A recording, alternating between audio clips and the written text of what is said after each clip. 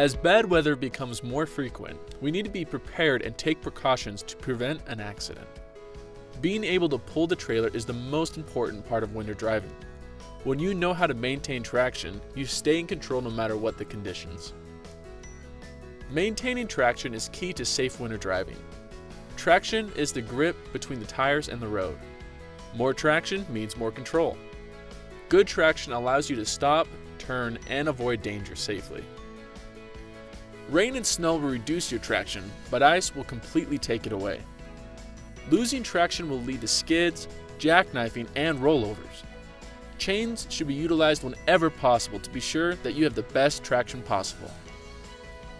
The weight and momentum of your trailer is always pushing your truck. This is why you never shift on a turn. Shifting on a turn will cause you to lose pull on your trailer, and the trailer will push the truck, causing it to lose traction. Take turns slow and in a lower gear to maximize your tire's contact with the road, which will greatly improve your traction and the ability to pull your trailer. Speed will greatly increase the risk of losing traction during the winter months. To reduce the risk of losing traction, you need to decrease your speed and increase following distance. This is why Sierra England speed rules require cutting speed by 1/3 on wet roads and by half on slush and snow. It is recommended to go no more than 40 miles per hour in winter weather conditions. Remember that wet or snowy roads means it takes longer to stop. On dry roads, your following distance should be 9 seconds, 13 seconds on wet roads, and 24 seconds on slush and snowy roads. If traffic won't allow you to keep these following distances, reduce your speed even more. What's important is that you give yourself space. When the roads are slick, avoid double momentum shifts. This is when you change speed and direction at the same time. Examples are changing lanes while not maintaining pull in the trailer, accelerating while making a turn, or braking when the truck or trailer isn't straight. Double momentum shifts compound your traction problems and make skidding easy. Bad weather means you constantly have to plan ahead. So next time you need to change lanes but a turn is coming up, wait to change lanes till after you've completed the turn, and be at the speed you want to be before you get there. If you hit a patch of ice while driving up a hill, your wheels will spin until they run out of engine RPM. This happens so fast that it causes your drive axle to slip out. While this is happening, your trailer still has momentum. This is what will ultimately cause you to jackknife. To prevent jackknifes, you need to maintain traction. To do that, you need to stay out of the torque range when going up a grade in slick conditions. That means keeping the RPMs high so that your wheels rotate at the maximum speed for that particular gear. High RPMs will keep your wheels from spinning out when you're going over ice. As you continue up a grade, you will need to downshift as you lose speed to stay out of the torque range. You will do this by performing an ice shift, which allows you to downshift without dropping your RPMs.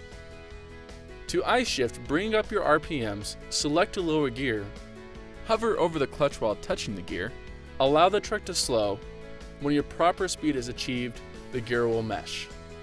Once in gear, do not release the throttle. The truck will keep pulling without spinning. When you are cresting a grade, you might have the tendency to let off the throttle before the grade levels off. This is a bad idea. This will cause the trailer to have more momentum and your vehicle will jackknife.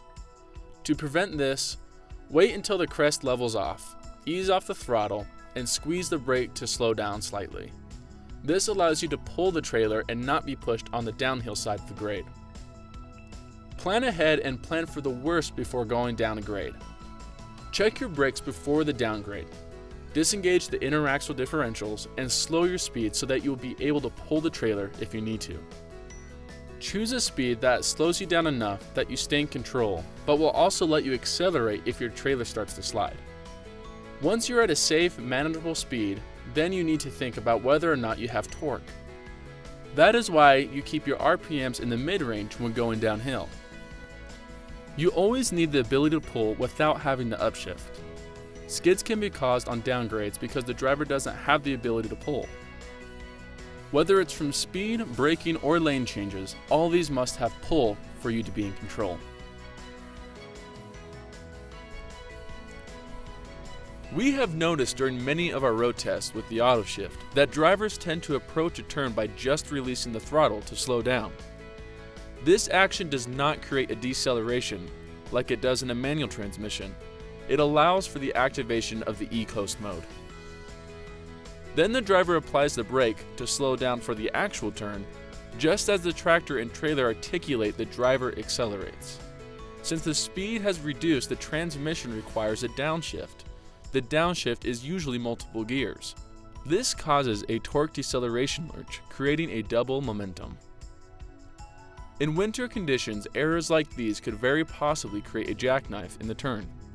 There are two safe alternatives to this problem. Slow enough before the turn to get into the proper gear for the turn and use manual mode to hold the selected gear. Or brake soon enough before the turn to reduce the speed while still approaching it. This will allow time and space for the downshift to occur before turning the steering wheel. Either of these methods would make it possible to safely pull through the turn. Remember, slow down early and pull the trailer.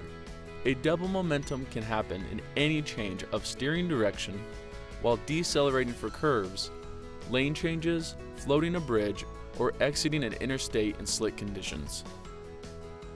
For more information on winter driving, please refer to your winter driving guidebook or talk to your safety manager on how to get one.